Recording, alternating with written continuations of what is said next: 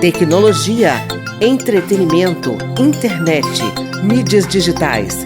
Papo de Futuro com Beth Veloso. O Senado Federal aprovou o marco que regula a inteligência artificial. O próximo passo é a Câmara dos Deputados. Quem vai nos trazer as implicações dessa aprovação é a jornalista e consultora legislativa Beth Veloso, na última edição do ano do Papo de Futuro. Bom dia, Beth, seja bem-vinda mais uma vez. Infelizmente é a última edição, mas um assunto bem bacana, né? Bom dia, Cláudio. Bom dia quem acompanha a gente para discutir inteligência artificial e ainda não enjoou desse assunto, né, Cláudio? A gente realmente foi o tema, foi a palavra-chave de 2024. Então, a gente escolheu realmente IA para encerrar o nosso Papo de Futuro nessa série tão interessante de assuntos que nós trouxemos aqui. Cláudio, olha só, o marco da inteligência artificial já está transformando muito o que a gente vai tratar de IA no Brasil. Então, vai garantir direitos, responsabilidades e transparência. Pelo menos essa é a expectativa. É uma lei bastante robusta, inédita, tem pontos muito brasileiros de vanguarda, são mais de 80 artigos. Foi uma discussão bastante longa, houve uma participação muito ampla nessa lei que acabou sendo gerada na Câmara, depois foi através de um projeto de lei do deputado Bismarck para o Senado, e no Senado criou-se uma comissão de juristas, a partir daí criou-se então um esboço de um novo projeto mais robusto, ampliado, e em função disso, agora a gente teve esse resultado, até mesmo inesperado, né? Realmente houve uma intenção política muito forte de regulamentar esse assunto, de trazer esse assunto à tona, que já vem sendo discutido aqui através da regulação das plataformas digitais. E eu fui buscar a Laura Schertel, que gentilmente nos atendeu, a Rádio Câmara. Ela foi, Cláudio, a relatora da comissão de juristas que trabalhou durante meses a fio nesse relatório. Foram 800 páginas no relatório inicial, que gerou depois o esboço do projeto de lei apresentado pelo senador e presidente do Senado, Pacheco. E o esboço foi realmente aprovado, e a Laura, ela é advogada, ela é diretora do Centro de Direito, Internet e Sociedade do IDP, uma faculdade daqui de Brasília, e professora também da Universidade de Brasília. Minha pergunta é, por que essa lei é tão importante? Vamos ouvi-la. Por que esse projeto é tão importante? Ele traz, como eu disse, eu diria talvez um arcabouço bastante geral de regulação, trazendo princípios, direitos, uma classificação de riscos, isso é fundamental, exatamente para que a gente possa entender quais são os sistemas de maior risco e quais são aqueles de menor risco. E os sistemas de maior risco, obviamente, eles precisam estar sujeitos a regras mais duras, né? Regras mais rígidas. E os sistemas de menor risco, eles podem, digamos, circular mais livremente no país. Além disso, ele traz todo um sistema de supervisão, que a gente chama de sistema de governança e regulação da IA, chamado no projeto de CIA. A gente sabe que uma lei, ela só vale, né, e ela só, digamos, a gente só tira aquelas normas do papel se a gente tem alguém para fiscalizar. E nesse caso dessa lei, os protagonistas são as agências reguladoras, que a gente já conhece, e que, portanto, em cada um dos seus setores, elas poderão regular esses mercados. Beth, a inteligência artificial está presente na vida de todo mundo de várias maneiras. Se não está ainda, vai estar, né? Desde os assistentes virtuais até sistemas automatizados mais complexos que tomam decisões, inclusive, né? Como é que a gente pode garantir que essas inovações elas vão trazer benefícios para todo mundo e vão respeitar os direitos fundamentais? Cláudio, acho que esse foi o cerne do debate no Senado Federal e também que começou aqui na Câmara dos Deputados, né? O projeto, ele define, como colocou a professora Laura Schertel, os sistemas de alto risco. Eu acho que esse é um bom começo. Eles vão ter uma regulação reforçada. O que é isso? Eles terão que passar por um acompanhamento e alguns foram realmente proibidos de serem objeto de inteligência artificial no Brasil.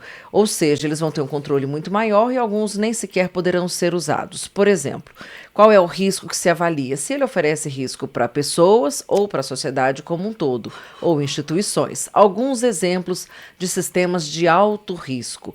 Não é que eles sejam proibidos, esses que eu vou citar agora, atenção.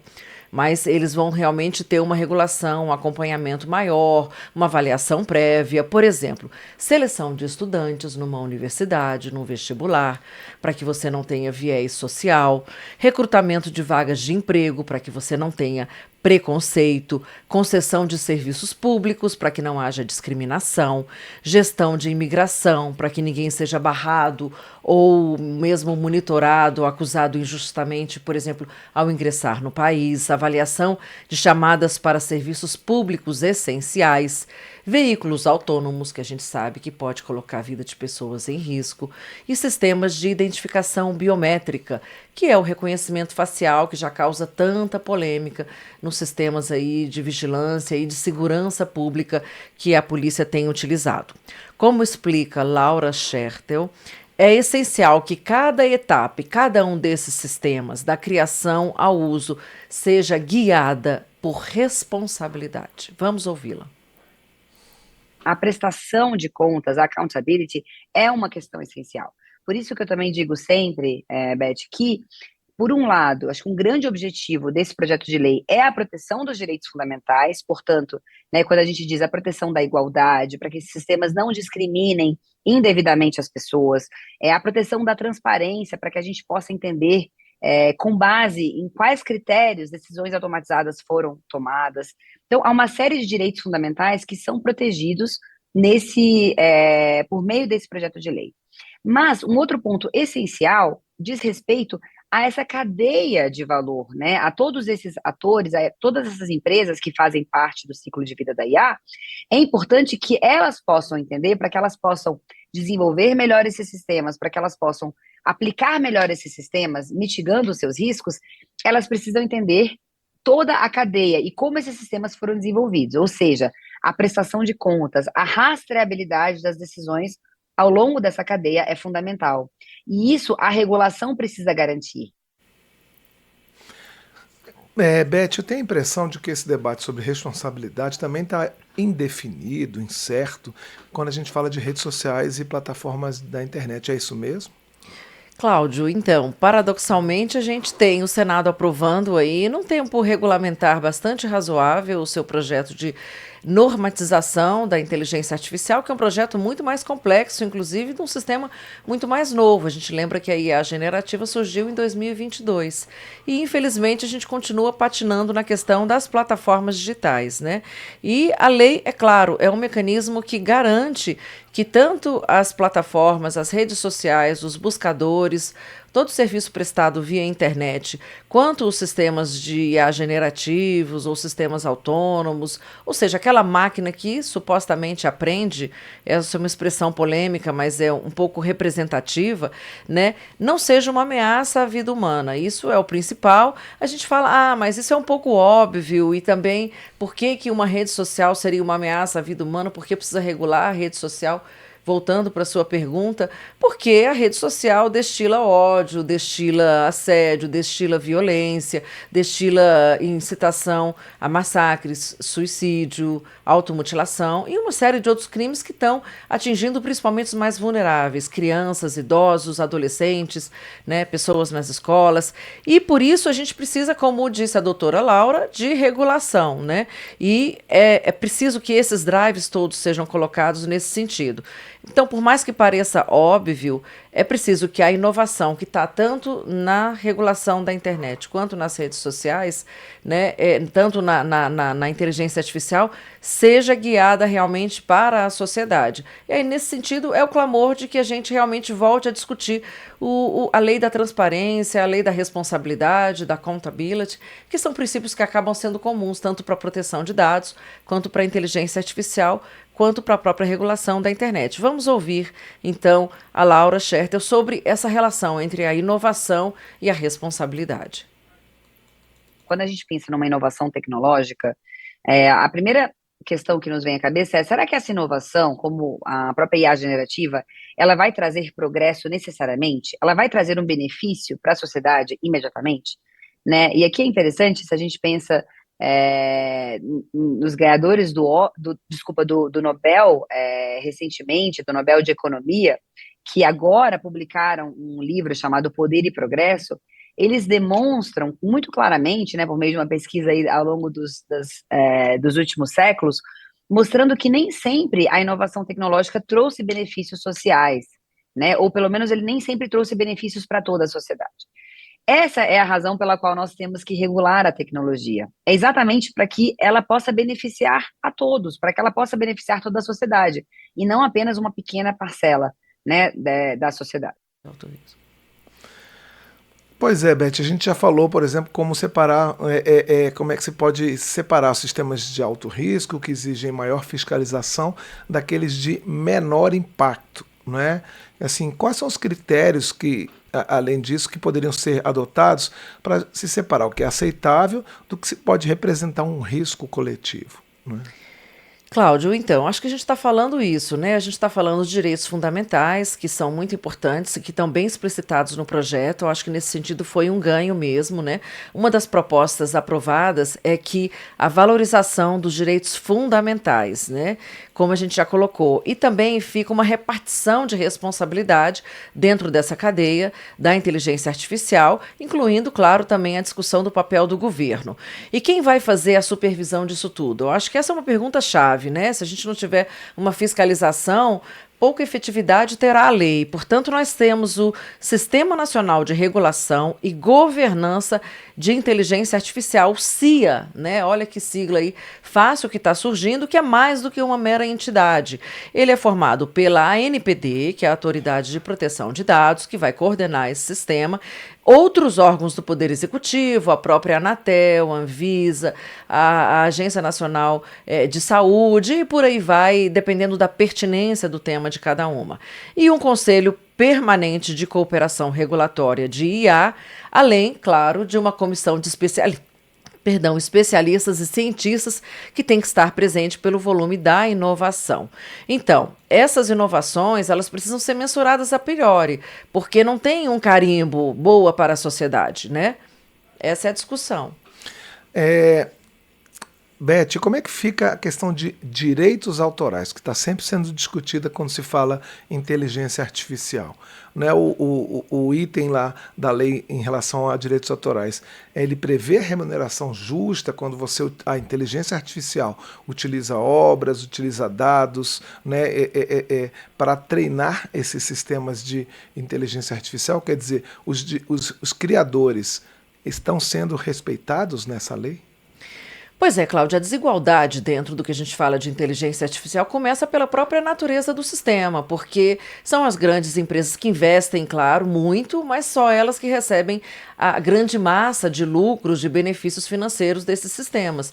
Por quê? Porque elas utilizam os dados, os nossos dados, os dados de todos os países, né, dos países periféricos, sobretudo como o Brasil, que é, digamos assim, uma usina fornecedora de extrativismo de dados para essas empresas e acaba não tendo nenhum benefício com essa fonte de informação. E isso é uma das coisas que a legislação aprovada aqui na Câmara dos Deputados e no Senado Federal agora, e vai passar agora pela Câmara, vai ter que enfrentar, né? Realmente é preciso, é muito importante que, como a proposta é baseada em direitos, que esses direitos também envolvam a remuneração daqueles que precisam realmente, são o autor do conteúdo, ele é o titular daquele dado que está sendo processado de uma maneira completamente opaca, sem nenhuma transparência.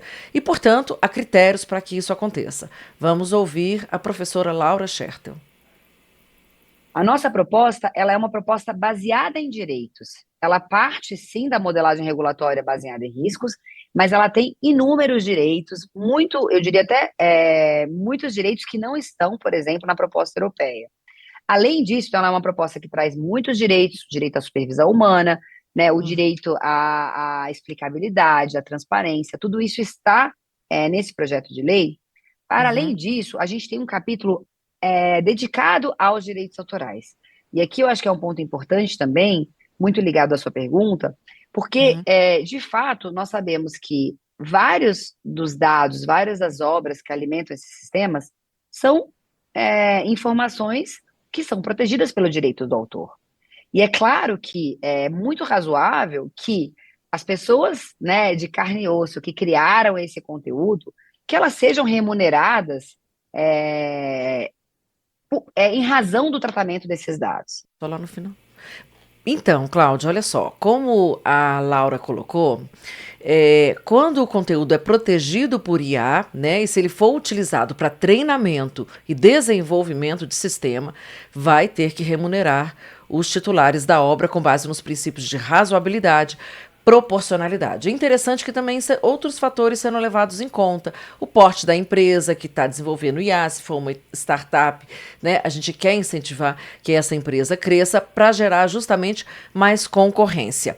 A exceção a esse pagamento, sempre há uma exceção, é que realmente você possa estimular bibliotecas, museus, pesquisa, o estudo científico e, nesse caso, poderá ser usado, os dados poderão ser usados sem uma contrapartida de uma remuneração efetiva.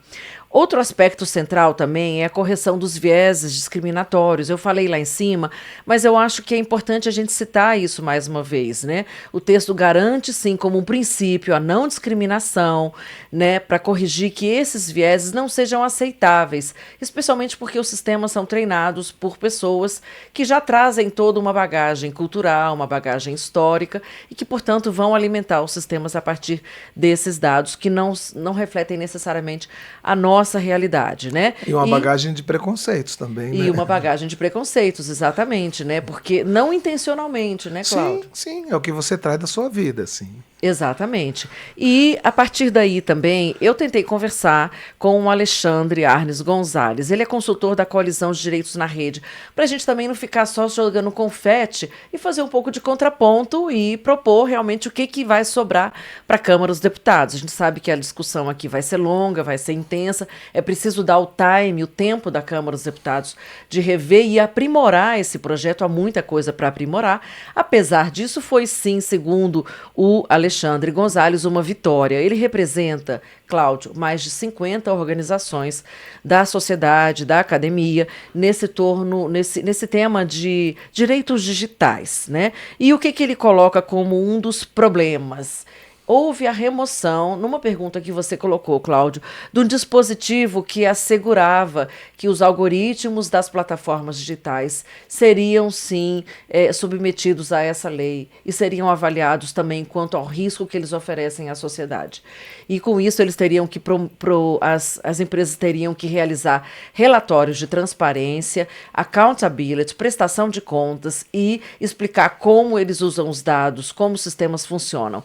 Infelizmente, isso não apenas foi removido do projeto de lei, como se colocou uma cláusula que diz o seguinte: esse parágrafo diz que toda regulação de circulação de conteúdo online e que possa afetar a liberdade de expressão, inclusive no uso de IA para moderação e recomendação de conteúdo, vai ser feito em outra lei. Quer dizer, a gente vê explicitamente aí, né, o dedo do lobby das Big Techs, que realmente, mais uma vez, passaram um incólume dessa legislação.